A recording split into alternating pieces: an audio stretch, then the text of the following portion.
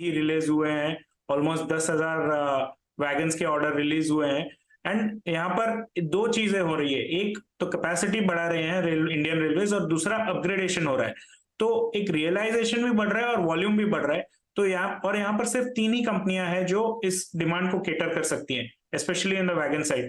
So that way it is a very good industry structure, और यहाँ से काफी पैसे बने हैं। बट वो क्या होता है ना कि हमने 20 साल से इस जगह पर पैसे बनते नहीं देखे हैं, तो एनालिस्ट जरा उसमें हिचकिचाते हैं कि अरे ये बिजनेस का क्वालिटी अच्छा नहीं है और काफी कुछ प्रॉब्लम है, जो सही है। बट जब एक सेक्टर चेंज होता है तब उसका फिर past it becomes a liability for analyst to analyse in the new light.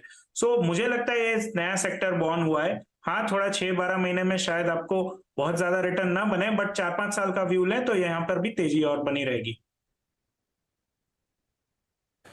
जी हाँ, 4-5 साल का व्यू रखिए। अगर आप आए हैं तो आपको इस बात से बिल्कुल भी विचलित नहीं होना चाहिए कि शेयर आके बहुत चल चुका है। नहीं, अर्निंग विजिबिलिटी काफ़ी अच्छी खासी है।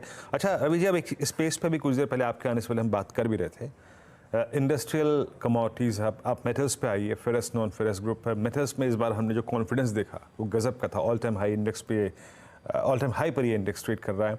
आज केमिकल्स में काफ़ी स्विंग है, जो कि CY23 के फर्स्ट हाफ में काफ़ी इश्यूज के चलते बैकफुट पे था। इन दो स्पेसेस पे आपका व्यू क्या है सर इस वक्त?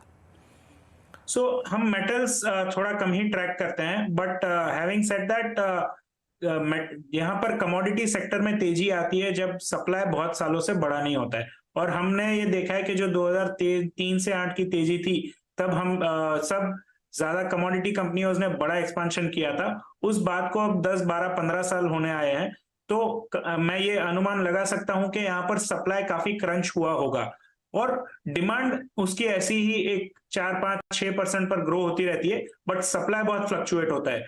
तो जब सप्लाई कम हो जाता है तो फिर वहां पर कमोडिटी पर प्राइस पे प्रेशर आने लगता है।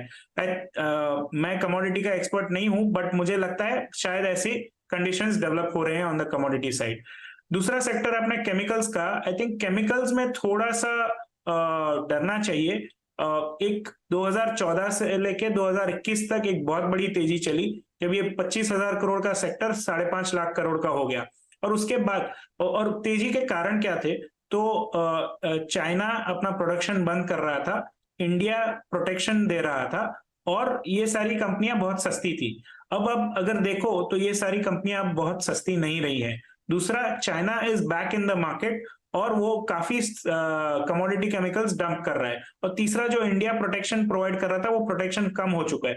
तो यहां से बहुत बड़ी तेजी केमिकल सेक्टर में मानना मुझे थोड़ा डिफिकल्ट लग रहा है।